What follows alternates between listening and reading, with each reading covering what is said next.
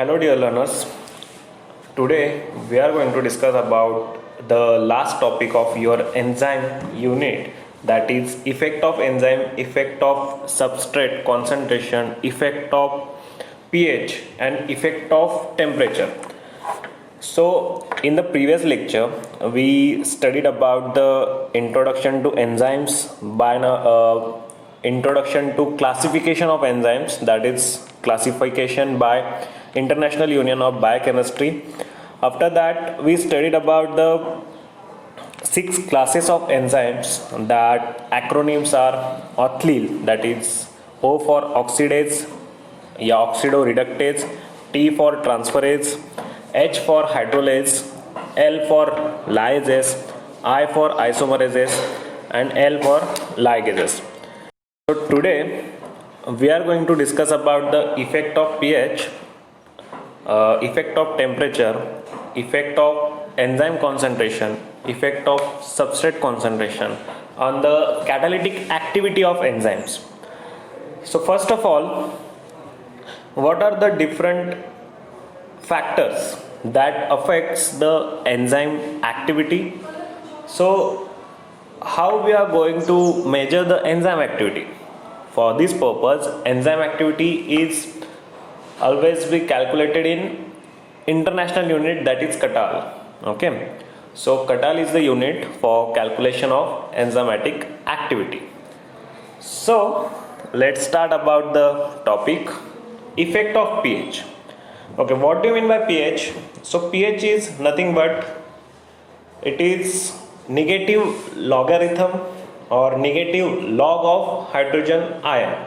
Okay, so if we have to study about the effect of pH, so what will be the effect of pH on enzyme activity? So it is very simple. If we increase or decreases the pH, it obviously going to affect the enzyme activity. Why this is so? Because the simple basic concept is that enzyme is made up of proteins, and the protein is made up of the backbone of polypeptide chain of amino acids.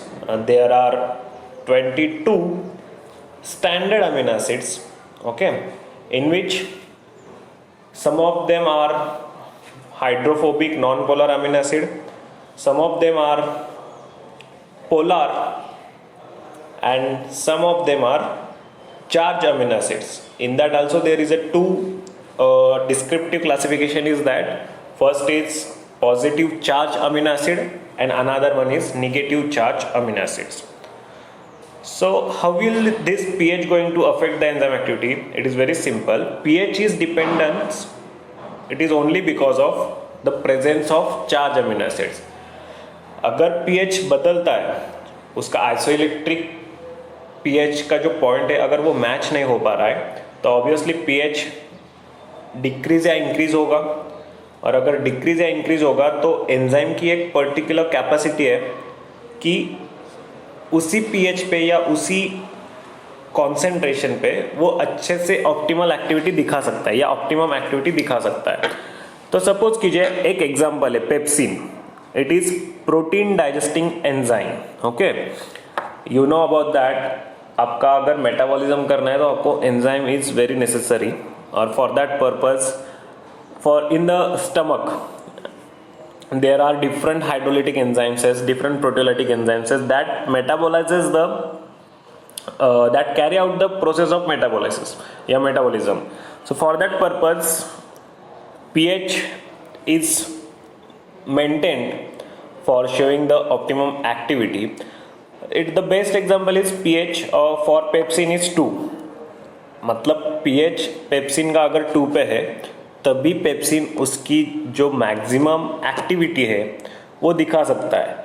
अगर pH decrease हो जाए या increase हो जाए तो pepsin उसकी activity नहीं दिखा सकता है. अगर पेप्सिन 100% एक्टिविटी 2 पे दिखा रहा है, pH 2 पे, अगर pH हम बढ़ा दे, pH हम 5 कर दे तो पेप्सिन सिर्फ 45% ही एक्टिविटी दिखाएगा, मतलब उसकी एक्टिविटी कम हो गई है. या pH हम घटा भी दे, मतलब कम कर दे, तभी भी pH ऑफ पेप्सिन अगर जब डिक्रीज हो जाता है तो activity of pepsin is decreased. Okay, same example है ट्रिप्सिन। ट्रिप्सिन का पीएच अगर 8.5 है तभी जाके वो ऑप्टिमम एक्टिविटी आपको दिखाता है, मतलब 100% एक्टिविटी वो दिखा सकता है। यहाँ पे एक ग्राफ है, rate of reaction versus pH. अभी आप देख सकते हो pH 4 is showing optimum activity या ऑप्टिमम एंजाइमेटिक एक्टिविटी या optimum pH for that particular enzyme.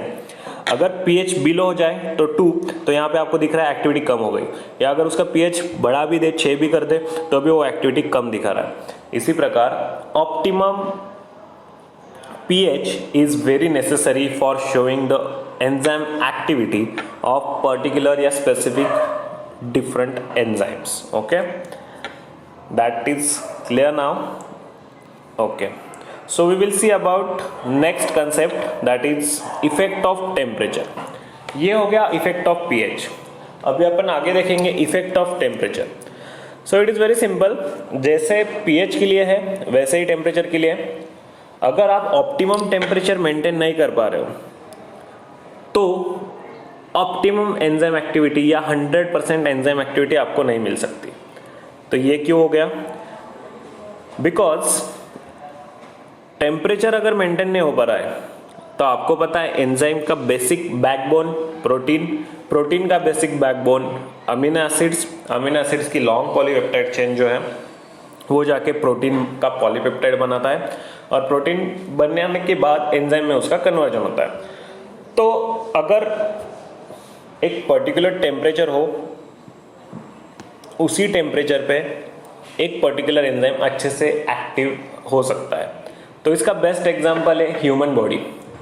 Human body में जो भी मेटाबॉलिज्म हो रहा है, metabolism is the very basic concept, that is it is the sum of catabolism and anabolism. मतलब catabolism होगा या कैटाबॉलिज्म पढ़ना है तो it is very simple that it is the conversion of complex molecule या large molecule into the simpler ones, it is known as catabolism. Anabolism में भी आपको सिंथेसिस करना पड़ता है मॉलिक्यूल्स का, ठीक है। तो इस प्रकार मेटाबॉलिज्म होता है, और ये सब प्रोसेस कैरी करने के लिए, मेटाबॉलिज्म करने के लिए अपने को एंजाइम की जरूरत पड़ती है। सो फॉर दैट पर्पज अगर एंजाइम ह्यूमन बॉडी में अच्छे से एक्टिव रहना चाहिए, उसकी एक्टिविटी बढ़नी चाहिए, तो ह्यूमन बॉडी का नॉर्मल टेम्परेचर होता है 36 या 37 डिग्री सेल्सियस। ओके, और आपका ऑप्टिमम बॉडी कॉन्सेंट्रेशन या ऑप्टिमम सब चीज़ें ऑप्टिमम चलता है, मतलब मीडियम से चलता है।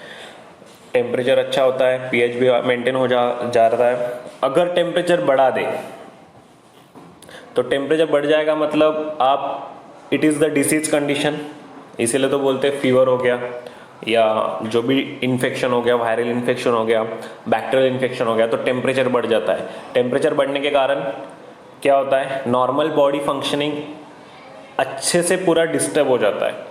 और वो डिस्टर्बेंस क्यों? अगर टेम्परेचर बढ़ गया मतलब एंजाइम एक्टिविटी भी घट जाएगी, मेटाबॉलिज्म का सब डिस्टर्ब हो जाएगा।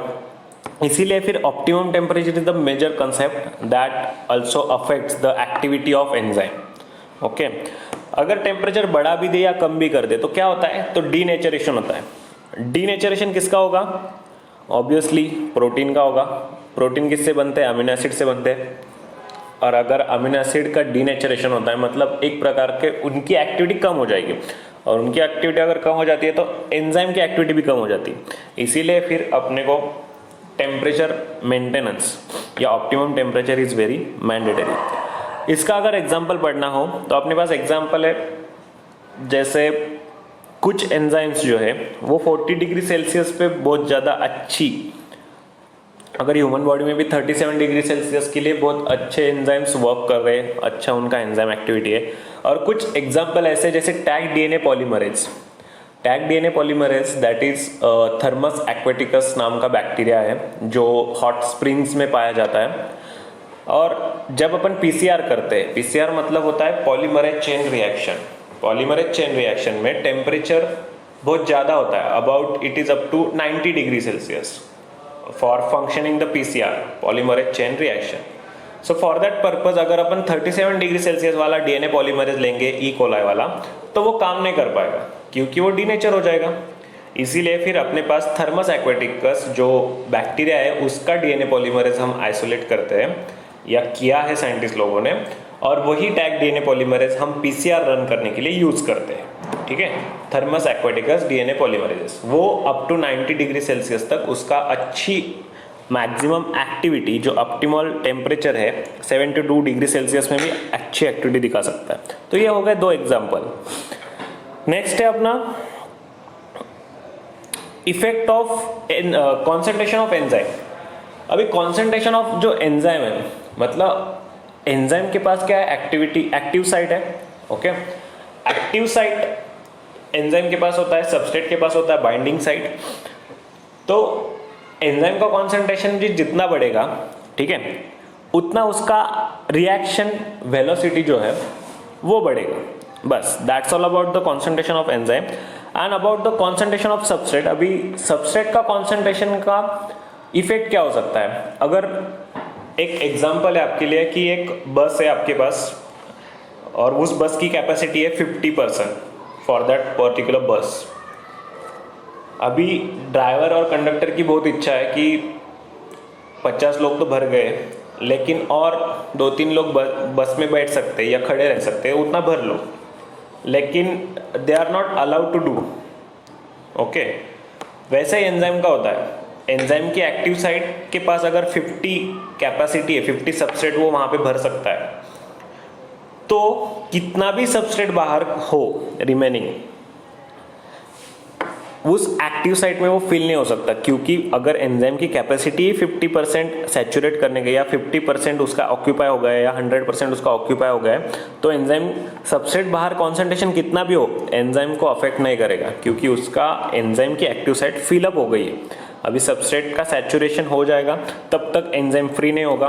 सबस्ट्रेट का सैचुरेशन होगा मतलब एंजाइम सबस्ट्रेट कॉम्प्लेक्स बनेगा and it will be converted into product, तब जाके एंजाइम फ्री होगा। फिर जाके जो रिमेनिंग सबस्ट्रेट कॉन्सेंट्रेशन बाहर है वो जाके एक्टिव साइट में फिलअप होगा और फिर से एंजाइम सबस्ट्रेट कॉम्प्लेक्स सबस्ट्रेट पूरा यूटिलाइज हो जाएगा, उसका कन्वर्जन प्रोडक्ट में हो जाएगा। So it is very simple की समजा बसमध्ये 50 लोकांची वॅकन्सी आहे किंवा 50 सीट्स अवेलेबल आहेत आणि बाहेर अजून 100 लोक उभे आहेत, जरी ड्रायव्हर कंडक्टरला वाटतंय की मी 50-100 लोक अजून भरून घ्यावे कारण की माझ्या बसमध्ये तेवढी जागा आहे, उभे तरी राहू शकतात नॉर्मल पीपल, पण नाही, त्यांना अलाउड नाही आहे। ठीक आहे, तर अलाउड नाही, मग बाहेर किती लोक असले तरी ते बिचारे असे नाही करू शकत, 100 लोक नाहीच बसू शकत। तसंच एन्झाईमला जर 100 लोकांची कॅपॅसिटीवाली ॲक्टिव्ह साईट एन्झाईमकडे आहे आणि बाहेर 200% कॉन्सन्ट्रेशन आहे अजून सबस्ट्रेटचं, तरी तो नाही करू शकत, कारण की एकदा ॲक्टिव्ह साईट फिलअप झाली की त्याचं काम काय की it will be going to convert it enzyme substrate complex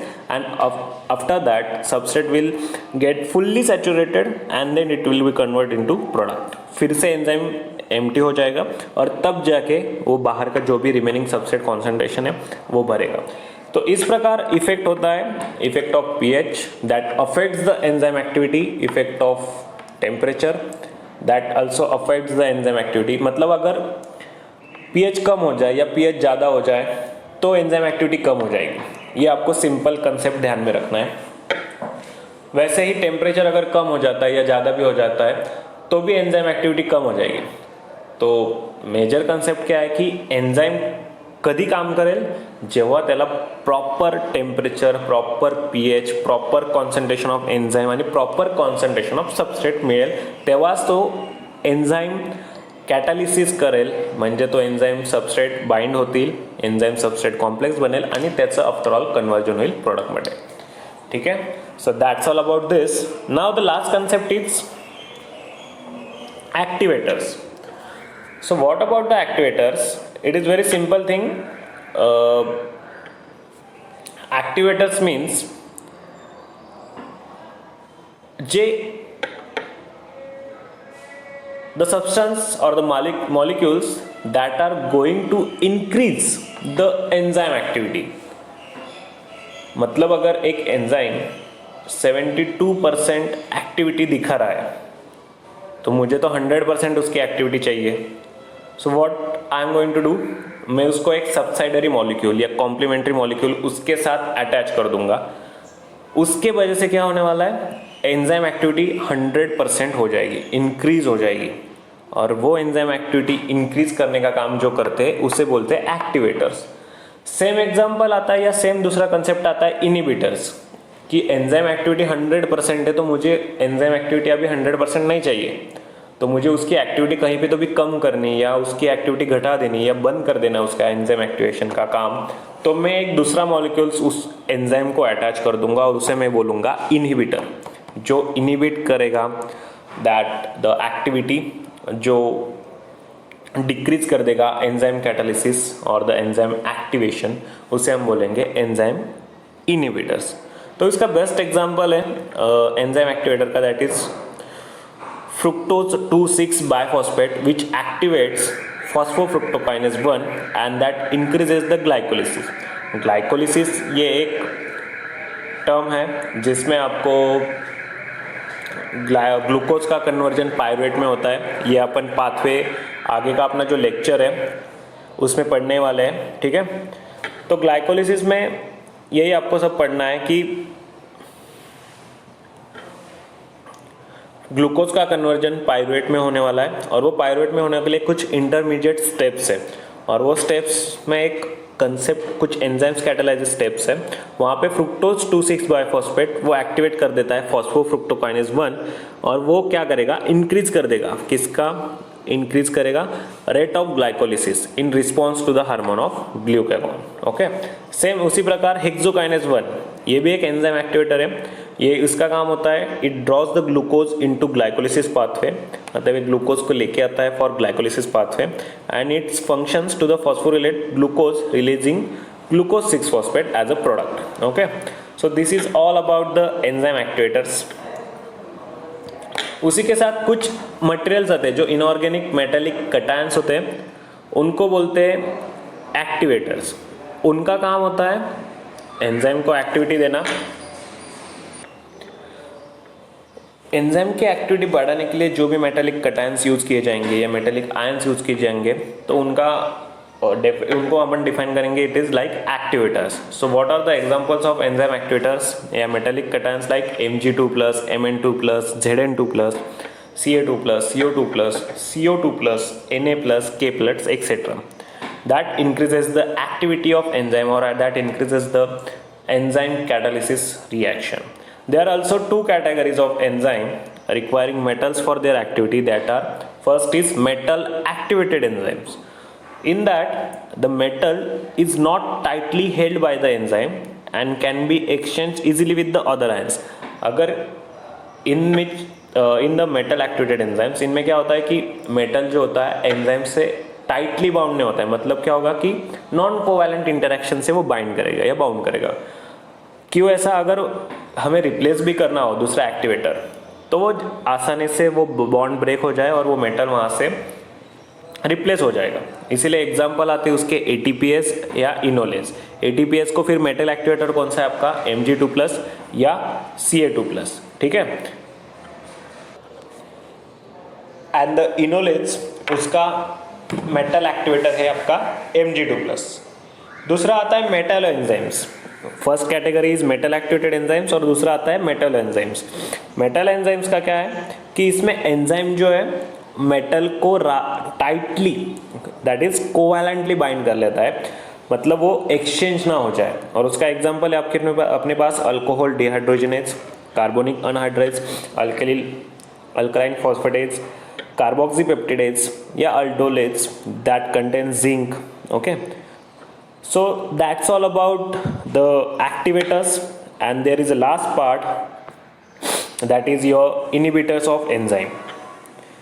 Inhibitors of enzyme, अभी मैंने आपको जब एक्टिवेटर्स बताया तभी बताया कि एक्टिवेटर्स का काम होता है एंजाइम की एक्टिविटी बढ़ाना, इनहिबिटर्स का काम होता है एंजाइम की एक्टिविटी डिक्रीज कर देना, एंजाइम कैटालिसिस रिएक्शन कम कर देना। तो इसके कुछ प्रकार से, उसे हम कहते हैं reversible inhibition, irreversible inhibition and allosteric inhibition. तो फिर रिवर्सिबल इनिबिशन में और कुछ सब टाइप्स हैं। फर्स्ट टाइप है आपका कॉम्पिटिटिव इनिबिशन, दूसरा आता है नॉन कॉम्पिटिटिव इनिबिशन और तीसरा आता है अनकॉम्पिटिटिव इनिबिशन। कॉम्पिटिटिव इनिबिशन में क्या होता है कि आप यहाँ पे देख पा रहे हो, एंजाइम है, एंजाइम के पास एक्टिव साइट है, तो सबस्ट्रेट जो है वो बाइंड नहीं होता है क्योंकि उसको कॉम्पिटिटिव इनिबिटर, मतलब स्ट्रक्चरली वो दोनों सेम हो जाते हैं। तो जहाँ पे सबस्ट्रेट बाइंड होना चाहिए तो वहाँ पे जाके बाइंड हो जाता है competitive inhibitor, that molecule which resembles the structure of substrate. फिर यहाँ पे अगर सबस्ट्रेट बाइंड होता तो ऑब्वियसली एंजाइम सबस्ट्रेट कॉम्प्लेक्स बनता और उसका प्रोडक्ट में कन्वर्जन हो जाता था। लेकिन यहाँ पे बाइंड कौन हो रहा है? Competitive inhibitor. अगर कॉम्पिटिटिव इनिबिटर बाइंड हो रहा है तो उसका कन्वर्जन एंजाइम सबस्ट्रेट में नहीं हो रहा है। अगर अपन ने एंजाइम को सबस्ट्रेट ही नहीं दिया तो सबस्ट्रेट सैचुरेट नहीं होगा, और सैचुरेट नहीं होगा तो उसका कन्वर्जन प्रोडक्ट में नहीं होगा। तो ये हो गया आपका कॉम्पिटिटिव इनिबिटर। तो ये कहाँ पे जाके बाइंड होने वाला है? एक्टिव साइट पे। दूसरा आता है आपका नॉन कॉम्पिटिटिव इनिबिटर। अभी नॉन कॉम्पिटिटिव इनिबिटर क्या करता है? Other than the active site वहां पे जाके वो बाइंड होता है, और वहां पे जाके अगर वो बाइंड हो जाता है तो ऑब्वियसली वो सबस्ट्रेट को बाइंड नहीं होने देता है, और वो बाइंड नहीं होने देता मतलब एंजाइम सबस्ट्रेट कॉम्प्लेक्स नहीं होगा, और एंजाइम सबस्ट्रेट कॉम्प्लेक्स नहीं होगा तो ऑब्वियसली इसका कन्वर्जन प्रोडक्ट में नहीं होगा, और प्रोडक्ट में कन्वर्जन नहीं होगा मतलब एंजाइम रिएक्शन और एंजाइम सबस्ट्रेट कैटालिसिस रिएक्शन हुआ ही नहीं। ठीक है, that's all about the reversible inhibition. दूसरा आता है इरिवर्सिबल इनिबिशन। इरिवर्सिबल इनिबिशन में क्या होता है कि अगर एक मॉलिक्यूल एंजाइम पे जाके बाइंड हो जाता है तो वो रिलीज नहीं होता है या टाइटली बाइंड कर लेता है, इरिवर्सिबल है वो। ठीक है, तो इसका बेस्ट एग्जांपल है कुछ टॉक्सिक मटेरियल जैसे न्यूरोटॉक्सिन्स हो गए, DIPF हो गया, या अगर snake venom is the biggest example of irreversible inhibition. जो पॉइजन है स्नेक का, it is the irreversible inhibition example. Okay, दूसरा आता है एलोस्टेरिक इनिबिशन। तीसरा is the allosteric inhibition that explains the concept of binding of inhibitor on the enzyme।